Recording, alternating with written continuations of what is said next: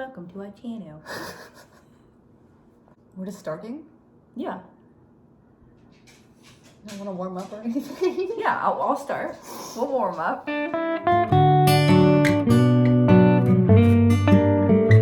So welcome to our fertility series, the first video in our fertility series. We have multiple videos planned so far.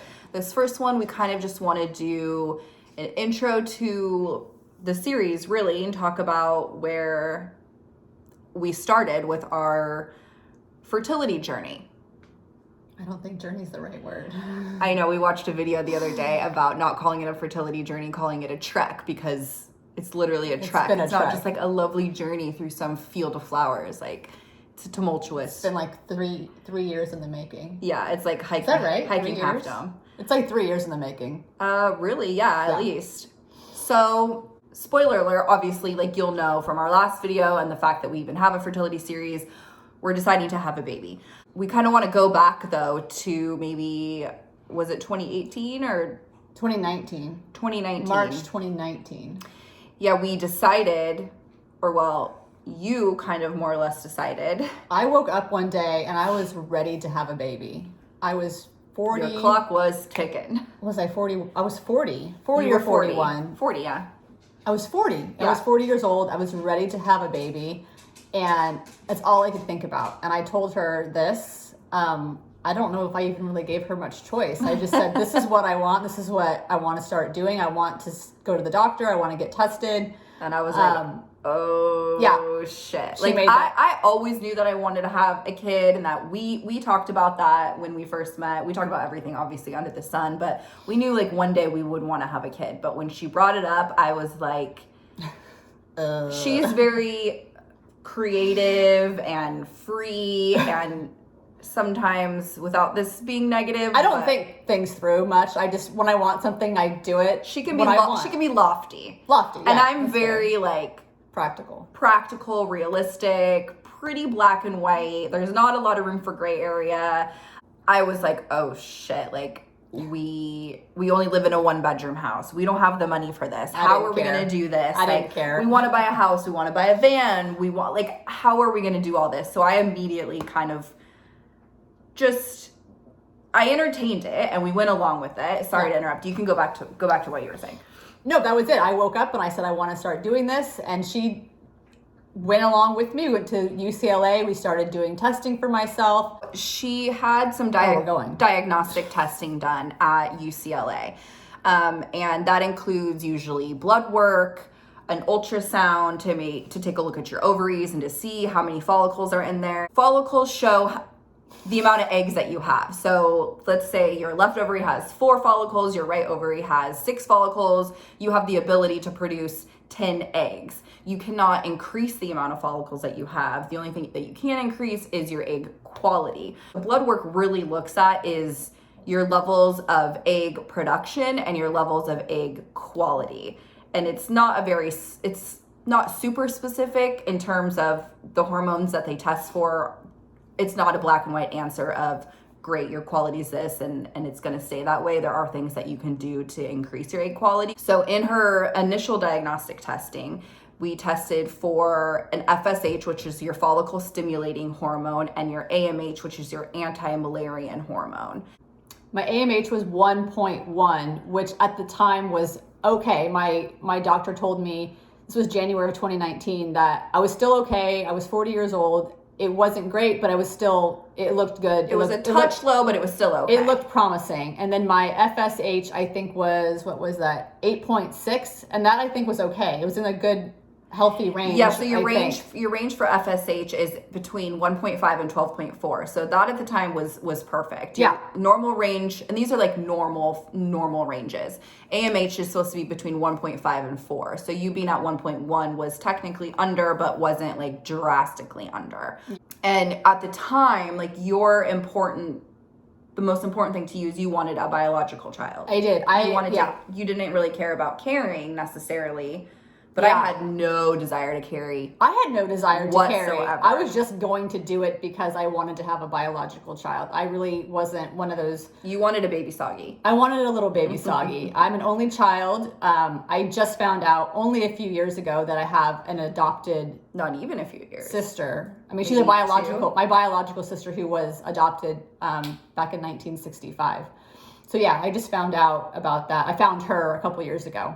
So I really wanted to have a biological child because my whole life it had just been me. And I didn't care. And I still don't care to this day. We'll get further into like what we've decided and kind of what it looks like for us to make a baby. But it didn't matter to me biologically if it was my egg, her egg. I just was adamant on not caring. I never really saw that for myself. I saw myself having children, but not physically being a gestational carrier. We did this blood work, we did your ultrasounds, we did genetic testing, found out you were a carrier for one genetic issue out of like 176. She was negative for everything but one, and the one that you had was...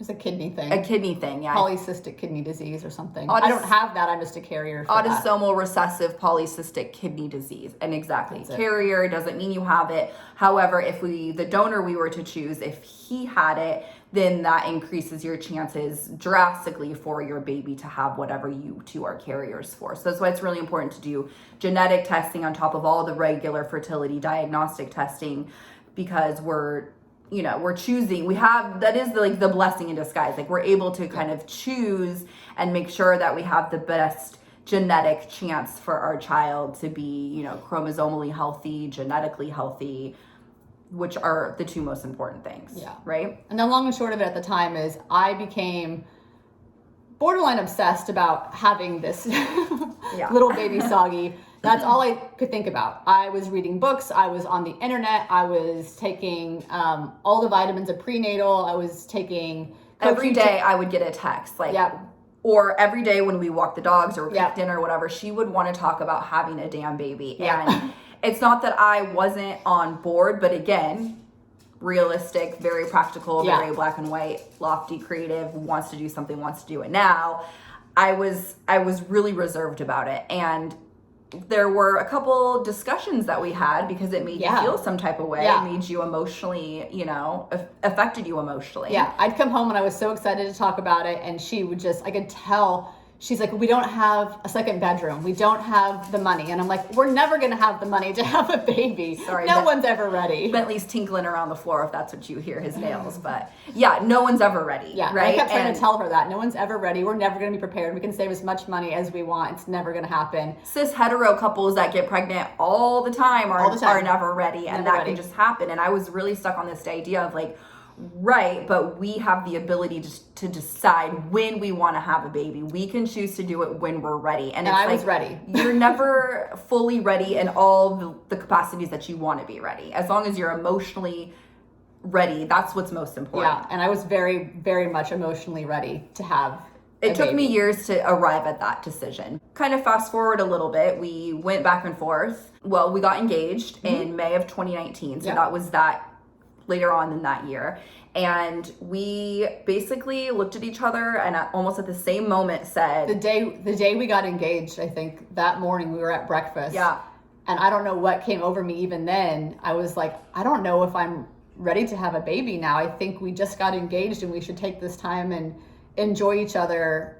And as soon as she said that, it was like she was taking the words out of my brain, and I was like, it's literally all I was thinking about. Not all I was thinking about, but it was a big thing of what I was thinking about right after she proposed that morning. It was like literally within hours. I was like, I don't want to do this now. I was on a proposal high. Yeah. We really wanted to, travel and enjoy being engaged and plan a wedding. Little did we know a pandemic was going to ensue, but we wanted to focus on us. Yeah. And so we decided to wait.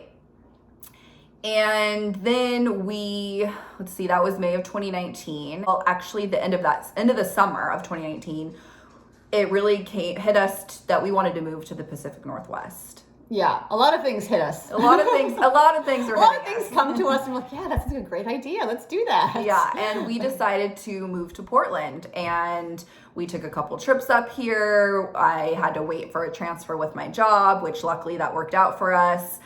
We moved April 1st, 2020, literally right when the world was shutting down. In the heart of the pandemic. Because of coronavirus. And we spent almost that entire time talking about whether or not we want to have children. Yep. Because then it turned into, do we even want to? Yeah, we asked that question. That was like, are we still waiting? Or are we not? Yeah, like what are we doing anymore? What are we doing? Every walk we took, which we all know, we took a lot of walks during that time, was like, okay, how do you feel today? Okay, let's take a week off from talking about this. Yeah. Do you feel yes? Do you feel no? And like, I was just wanting, and I think you too, wanting something that just gave us a for sure path. Yes, we want to have kids. No, we don't. I think my answer was always yes, and I think most of the time I was trying to talk myself out of it because I started then thinking, oh my gosh, it's like we don't. You swap to the realistic side. I said, oh my gosh, we really don't have the money to do it because as we're realizing, making a baby is expensive. I mean, expensive. Yeah, and we moved to Portland to be a little bit more financially secure. Well, it's not the only reason, but you know, cheaper rent to hopefully buy property one day. We were really gung-ho on trying to do van life for a little while. Yeah. And it's like for us, it's either a down payment on a house, pay to make a baby, or buy a van. You can't do two at once. You definitely can't do three at once. I mean, maybe you can, but we can't. That's just our financial, you know, landscape, what that looks like for us. So we really, it's like van or baby is really what we were talking about. When we moved here, I wasn't working. That's right. I never had work when we moved here. I thought for sure I was going to find work when we moved here. I had a couple of things lined up, and then pandemic hit. That didn't happen. So I was on unemployment for, oh my gosh, like almost a year. I think longer than a year when we first moved here. So that wasn't great, bringing a baby. I was not prepared to. Not that you couldn't, but that made us feel something. It just started to freak me out. We didn't feel stable. I didn't feel stable. Yeah. But then still in the back of my head, I'm like, no, I want to do this. I don't care how we do this. We can make this work. I mean, I feel like my mom had less when my parents got married, and they had me, and we made it work. So it can happen. Yeah. Well, then I think there went a couple months without us really talking about anything. Like the holidays came, the holidays were rough though, because that's when it really hits me that, oh my gosh, I want a baby. You want the traditions, you want the family, the holidays. Yeah, that's very important to you, and me as well. I can envision all of that, but I started going to therapy again in November, I think is when I started, and I think I had been in it for maybe a month. I woke up one day like, I need to carry a baby, and I need to carry a baby yesterday, and that was really shocking for me, and I sat with it. I sat with it for about a week before I even told her, because I didn't want it to be something that I brought up to her if I was going to change my mind. I wanted to feel sure in that decision. And it was really surprising as I talked it through once I did tell Amanda and with my therapist, like the stuff that I had been working on in therapy, the space that created by releasing some things from my past, what filled that was my desire to have a baby. Whether that's her egg or my egg, we'll get to that later, but just my desire to carry a baby, which I had never really had before at all. And it wasn't expected. It wasn't something that I was hoping would happen one day. It just hit me like a freaking bag of bricks. And I was like, oh shit, I need to do this like now. Biological clock, whatever you want to call it. I have no idea, but that's where we got one day. You were like, I was like, finally, yes, let's do it. It never was out of my head. It got to a point that I think I always thought about it and just didn't want to even bring it up to her because I knew she probably wasn't ready, or I didn't want to have the financial talk again. So when she came to me, I was like, hallelujah, like, let's go. Let's do this. Let's do this. So we're doing it. So, spoiler alert, we decided not to have kids at all. Just kidding. Bye. After all that, it's a hard no. No, it's a hard yes. It's a yes for me. It's a yes for me. Yeah, so I think what we're going to do is probably end this video here with our journey up until our decision that we've made. And our next video is going to talk about fertility clinics, some diagnostic testing for us, donors, what we've decided to do, who's going to carry, whose egg we're going to use. Yeah, what we decided with egg and who's going to carry and our donor, and everything like that. Yeah. Right? Yeah. Okay. So stay tuned. Stay tuned. Yay. Bye. Bye.